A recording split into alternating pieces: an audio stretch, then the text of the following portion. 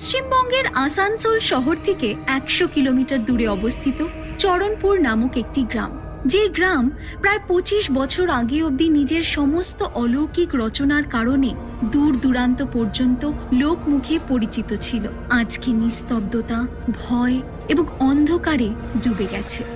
আর এই জন্য দায়ী ছিল একটি ডাইনি, যার আতঙ্ক পুরো গ্রামটিকে একটি শ্মশানের মতো নিস্তব্ধ করে রেখেছে আজ। যদিও এক সময় সেই ডাইনিকে এক নামকরা তান্ত্রিক তার তন্ত্র শক্তি দিয়ে নিয়ন্ত্রিত করে এক পুরনো বুড়ো অশ্বত্থ গাছে বেঁধে দেয়, কিন্তু তাও সেই ডাইনির আতঙ্ক আজও চরণপুর গ্রামের নিবাসীদের মনে প্রবলভাবে জীবিত। আজও রাত ৯টার পর চরণপুর গ্রাম শ্মশানের মতো নিস্তব্ধতায় ডুবে যায়। কেউ ঘরের বাইরে পা অবধি রাখে না, এমনকি কোনো এক কারণবশত কেউ ওই বটগাছের আশেপাশে দিনের আলোতেও যাওয়ার সাহস করে ওঠে না। কারো কারো এই ঘটনা নিছকই কাহিনী বলে মনে হয়, আবার কিছু মানুষ সত্যি ভেবে বিশ্বাস করেন। কোনো এক মাঘ মাসের কনকনে শীতের রাত, চারিদিক ঘন কুয়াশায় আচ্ছন্ন, আর চরণপুর গ্রামের চারিদিক নিস্তব্ধতায় ডুবেছিল। এরম নিস্তব্ধতা যেন সেই গ্রামে কোনো কাকপক্ষীরও বসবাস নেই। কুয়াশা ধীরে ধীরে বাড়তে থাকলো, আর রাত ঘন হওয়ার আগেই পুরো গ্রামকে এক ছায়ার আবরণে জড়িয়ে ফেলছিল। এই সব কিছুকে অবজ্ঞা করে শম্ভু নেশায় মত্ত হয়ে গ্রামের একটি কোণে পথের ধারে পড়েছিল। সেও এই গ্রামের আদি বাসিন্দা। চরণপুর ডাইনির ভয় তারও প্রাণে যথেষ্ট ছিল। নেশা যতই তীব্র হয়ে যাক না কেন, শম্ভু ভুল করেও সেই বুড়ো অশ্বত্থ গাছের আশেপাশে কখনোই পা মারায় না। শম্ভু নিজেই নেশাতুর হয়ে নিজের মনে মনে একটি গান গুনগুন করে চলেছিল। সেই গভীর নিস্তব্ধতায় তার সেই মৃদু স্বরে গানও যেন পুরো আকাশে গম গম করে ছেয়ে যাচ্ছিল। ঠিক সেই মুহূর্তে নিস্তব্ধতার জাল ছিঁড়ে হঠাৎ এক সাইকেলের আওয়াজ শুনতে পাওয়া গেল। তা শুনে শম্ভু নিজে মনে বিড়বিড় করে বলে উঠল, এই এত রাতে আমি ছাড়া কার এত সাহস হলো ঘর থেকে বের হওয়ার? আবার কিছু একটা ভেবে শম্ভু বলে উঠল, মনে হয় কেউ রাস্তা হারিয়ে ফেলেছে, নয়তো কেন কোনো গ্রামবাসী নিজের জীবনে ঝুঁকি নেবে? শম্ভু এক নজর দূর পথে চেয়ে দেখল, কিন্তু ঘন কুয়াশার কারণে তার কিছুই দৃষ্টিগোচর হলো না। তবে সাইকেলের আওয়াজ সে তখনও শুনতে পাচ্ছিল। সে উচ্চ স্বরে বলে উঠল, ও ভাই দাঁড়াও, ভাই দাঁড়াও। কিন্তু সেই সাইকেল আরোহী আপন মনে এগিয়ে চলল। তার হাতে একটা টর্চ ছিল, যার আলো তাকে এগিয়ে যেতে সাহায্য করছিল। আর দেখতে দেখতেই সেই গ্রামের কাঁচা পথে আরও এগিয়ে গেল। চরণপুর গ্রামের কারোর সেই পথে এগিয়ে যাওয়ার সাহস ছিল না। হ্যাঁ, এই সেই পথ, সেই ভয়ঙ্কর অশ্বত্থ গাছ ঠিক এই রাস্তাতেই ছিল। শম্ভু কিন্তু বুঝতে পেরেছিল যে পথিকটি ভুল রাস্তা ধরেছে এবং ক্রমশ মৃত্যুকে আমন্ত্রণ জানাতে এগিয়ে চলেছে। শম্ভু চিন্তায় ব্যতিব্যস্ত হয়ে আবার চিৎকার করে বলে উঠল, ও ভাই ওই পথে যেও না, যেও না, বিপদ, ওখানে বিপদ। কিন্তু ইতিমধ্যে সেই সাইকেল চালক তীব্র গতিতে এগিয়ে চলল, যেন তার কোথাও পৌঁছানোর তাড়া আছে। অন্যদিকে ভীত সন্ত্রস্ত হয়ে শম্ভুর নেশাও নেমে গিয়েছিল। সে কোনো মতে নিজের জায়গা থেকে উঠে টলতে টলতে ল্যাংড়াতে ল্যাংড়াতে পথিকের দিকে এগোলো। ভয় তারও অবস্থা খুব একটা ভালো ছিল না। এদিকে যেই পথিক গ্রামের কাঁচা পথ ধরে বেশ কিছুটা এগোলো, তার হঠাৎ মনে হলো কেউ যেন তার সাইকেলের সামনে দিয়ে হাওয়ার মতো বেরিয়ে গেল। কিছুটা ভয় পেয়ে পথিক এদিক ওদিক টর্চের আলো ফেলে দেখল, কিন্তু সে কিছুই দেখতে পেল না। পথিক সাইকেলের গতি আরও বাড়িয়ে দিয়েছে। ঠিক এমন অবস্থায় সাইকেলের চেন পড়ে যাওয়ার আওয়াজ হলো, এবং ঠিক তাই পথিক তাড়াতাড়ি সাইকেলটি দাঁড় করায়, চেন ঠিক করতে চেষ্টা করে, কিন্তু সে এতটাই ভীত সন্ত্রস্ত যে চেনও ঠিক করে সারিয়ে উঠতে পারছিল না। এমতো অবস্থায় আবার কিছু একটা আওয়াজ পথিকের কানে এলো। ঠিক যেন ধীর গতিতে কিছু একটা তার দিকে এগিয়ে আসছে। পথিক এবার প্রায় মূর্ছে যাওয়ার পথে। হঠাৎ কুয়াশা কিছুটা কাটতে লাগলো। অবাক ব্যক্তি তৎক্ষণাৎ টর্চের আলো ফেলতেই সামনে এক ভয়ঙ্কর ছায়া, সেই প্রকাণ্ড বর্ষ পুরনো অশ্বত্থ গাছের ছায়া, যার শাখা প্রশাখা ভূমিস্তর অবধি বিস্তৃত ছিল। কনকনে শীতের কুয়াশার রাতে সেই দ্বিতীয় স্বরূপ অশ্বত্থ গাছ যেন যে কোনো মানুষকে তার শাখা প্রশাখায় পেঁচিয়ে গিলে নেবে। ভীত সন্ত্রস্ত ব্যক্তি ভয় কাঁপতে কাঁপতে ভগবানকে স্মরণ করতে লাগলো। হয়তো এই অশ্বত্থ গাছের রহস্যটি তার অবগত নয় এবং সেই কারণেই সে এই মৃত্যুমুখী পথে নিজেকে বাড়ি ফিরবার শর্টকাট হিসেবে বেছে নিয়েছে। সে নিশ্চয়ই জানত না যে এই শর্টকাট তার জীবনের সবচেয়ে ভয়ঙ্কর পথ হতে চলেছে। কোনো মতে সাইকেলের চেন সারাতে সক্ষম ব্যক্তি দ্রুত গতিতে এগোতে যাবে, ঠিক এমন সময় তার কানের পাশে এক মিষ্টি স্বরে কেউ বলে উঠল, কোথায় যাচ্ছ? আওয়াজ শুনে পথিক আঁতকে উঠল এবং সাইকেলের ব্রেক চেপে ধরল। ঠিক অন্যদিকে শম্ভু কোনো মতে নিজেকে সামলে পথিকের পেছনে ছুটে চলেছে। শম্ভু মনে মনে বলে চলেছে, ব্যাস, পথিক শুধু অশ্বত্থ গাছের আশেপাশে গিয়ে যেন না দাঁড়ায়, আর কোনো আওয়াজ শুনে যেন পিছন ঘুরে না তাকায়, নয়তো অনর্থ হয়ে যাবে, সব শেষ হয়ে যাবে। ডাইনির প্রকোপ থেকে সে বাঁচতে পারবে না। এদিকে সবকিছু উল্টো ঘটে চলেছে।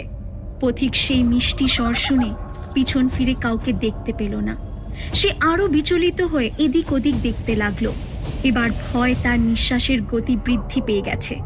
ঠিক তখন আবার সেই এক মিষ্টি স্বর, বিট্টু, আমার কথা তো শোনো। আর এইবার স্বর আরো বেশি লাস্যময়ী, মধুর, যে কেউকে পাগল করে দেবে এমন মিষ্টি গলা। নিজের নাম শুনে বিট্টু হতবম্ব, কারণ তার জানা মতে চরণপুর গ্রামের কারোরই তাকে চেনার কথা নয়, আর নাম জানা তো অনেক দূরের কথা। বিট্টু সেই আওয়াজের দিকে এগিয়ে গেল, আর এক দমকা হাওয়ায় সমস্ত কুয়াশা কেটে গেল। নিজের সামনের দৃশ্য দেখে লোকটির চোখের পলক পড়ে না এবং হৃদস্পন্দন বাড়তে থাকে, যেন সে কোনো অপ্সরা দেখছে। এক অপরূপা মায়াবী উজ্জ্বল লাল শাড়ি পরিহিত অপ্সরা দাঁড়িয়েছিল তার সামনে। তার কালো ঘন কোমর পর্যন্ত চুল যেন বিট্টুকে উন্মাদ করে দিচ্ছিল। ঘোমটায় ঢাকা তার চাঁদের মতো মুখ, কপালে লাল টিপ তাকে আরো মায়াময়ী করে তুলেছিল। তার অপূর্ব কালো মৃগ নয়নে ঘন কাজল তাকে আরো বেশি অপরূপা করে তুলছিল। বিট্টু তখনও বুঝে উঠতে পারছিল না এই মায়াবী সুন্দরী এত রাতে গ্রামের পথে একা দাঁড়িয়ে কি করছে, বা সে বিট্টুর নামই বা জানল কিভাবে। কিন্তু সেই অপ্সরার রূপের জৌলুস তখন এই সব প্রশ্নকে ছাপিয়ে যাচ্ছিল। বিট্টু মনে মনে এসব ভাবছে, ঠিক তখন ওপাশ থেকে মায়াবী গলায় আরো একবার উঠে এলো, বিট্টু, দেখো না কিভাবে যে আমার শাড়ির আঁচলটা এই গাছে আটকে গেছে, তুমি কি একটু বার করে দেবে? বিট্টু যেন তার রূপে মুগ্ধ, বাকরহিত।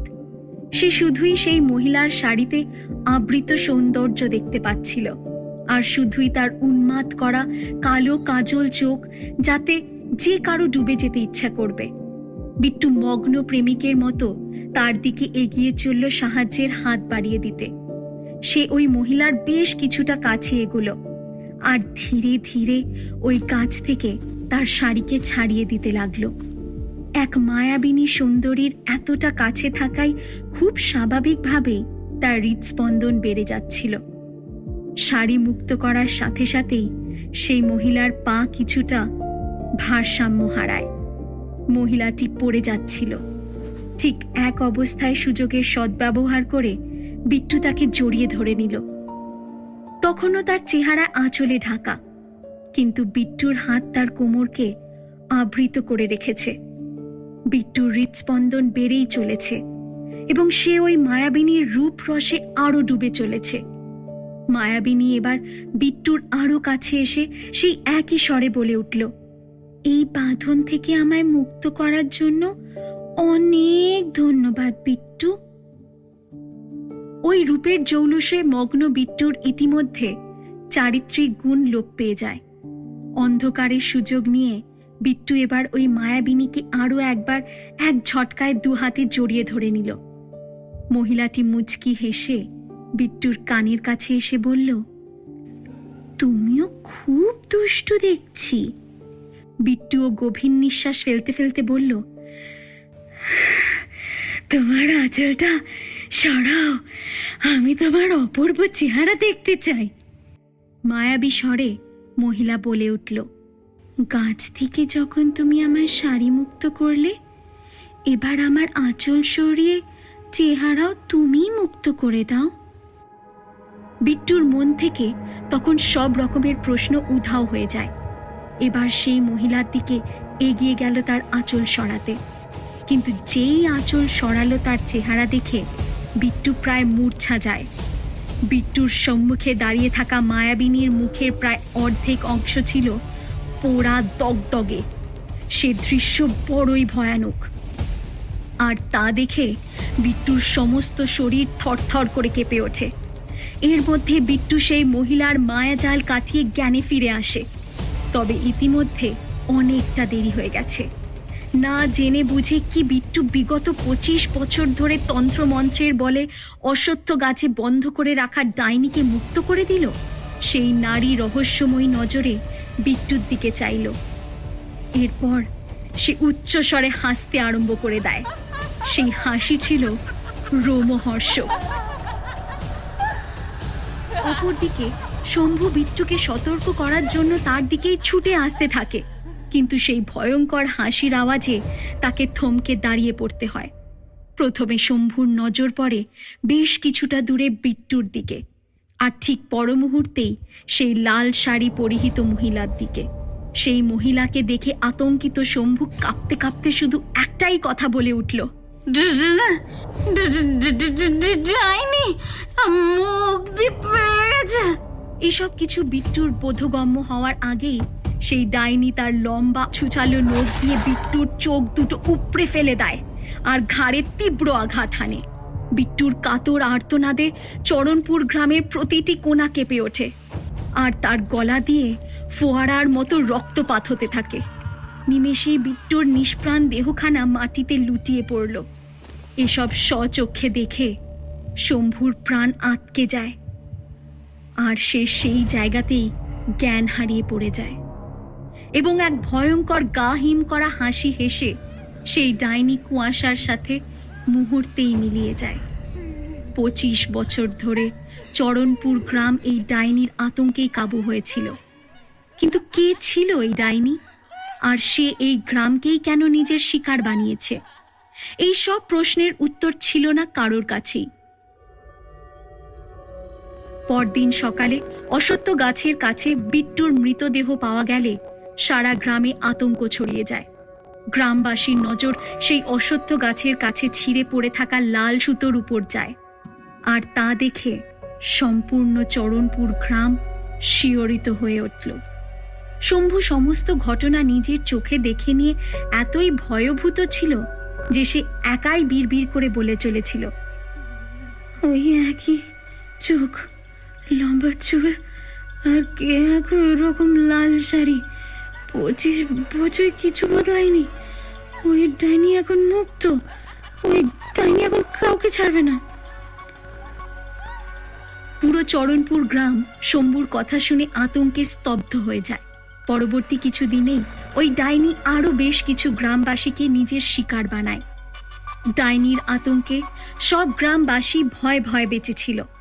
তবে প্রশ্ন ওঠে, এ কি সত্যিই কোনো ডাইনির কাজ, নাকি এই নৃশংস হত্যার পিছনে ছিল অন্য কোনো ষড়যন্ত্র? এই রহস্যের সমাধানে চরণপুর থেকে বেশ কিছু মাইল দূরের একটি ব্যক্তি চরণপুর গ্রামের উদ্দেশ্যে রওনা দেয়। ভর দুপুরে একটি বাস আসানসোলের বাস স্টপে গিয়ে দাঁড়ালো, আর সেই বাস থেকে প্রায় 6 ফিট লম্বা এক সুপুরুষ বাইরে এলো। তার পরিধানে ছিল শার্ট আর চোখে কালো চশমা। তার নাম ছিল অভিমন্যু। প্রায় 28 বছর বয়সী এই যুবক পুলিশ অফিসার। অভিমন্যুর সততা তাকে কখনো এক জায়গায় থেকে চাকরি করতে দিত না। নিজের কাজ নিয়ে কোনো রকম আপোষ না করার কারণে তাকে মাঝে মধ্যেই বদলি করে দেওয়া হতো। তবুও অভিমন্যু একদম নির্ভয় কোনো ক্ষমতা সম্পন্ন নেতাকে অথবা ঠিকাদারকে পরোয়া করত না, আর দোষীদের শাস্তি দেওয়ার ব্যবস্থা করত। কিন্তু এবারের ট্রান্সফারটি ছিল কিছুটা অন্যরকম। এইবার তাকে কোনো ক্ষমতা সম্পন্ন নেতা বা ঠিকাদারকে মোকাবিলা করতে হবে না। এইবার তার মুখোমুখি এক ভয়ঙ্কর ডাইনির সাথে। চরণপুর গ্রামে একের পর এক ঘটে চলা মৃত্যুর রহস্য উন্মোচনের জন্য অভিমন্যুকে পাঠানো হয়। তবে এই কাজ কি সহজ হবে? অভিমন্যু কি পারবে চরণপুর গ্রামকে এক ডাইনির কবল থেকে বাঁচাতে? চরণপুরে ঘটে চলা হত্যার রহস্যের কি আদেও সমাধান হবে? সেই বুড়ো অসত্য গাছের কি কাহিনী? এ কি সত্যি কোনো ডাইনির আতঙ্ক, নাকি এর পেছনে আছে কোনো গভীর ষড়যন্ত্র? এই সব প্রশ্নের উত্তর জানতে হলে শুনতে হবে আগামী পর্ব।